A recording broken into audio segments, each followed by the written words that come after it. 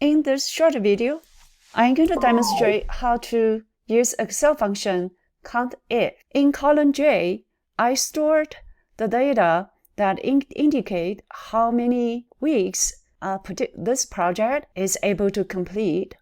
There are 200 simulation runs, and I want to know how many of these runs is finished within 32 weeks. COUNTIF function can help. Going to equal COUNTIF. The first parameter for COUNTIF is specify the data range.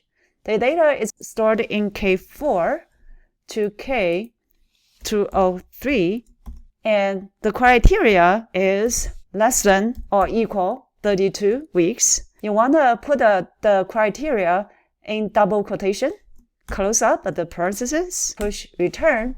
It returns 69. I want to know what's the probability that the project can finish within 32 weeks.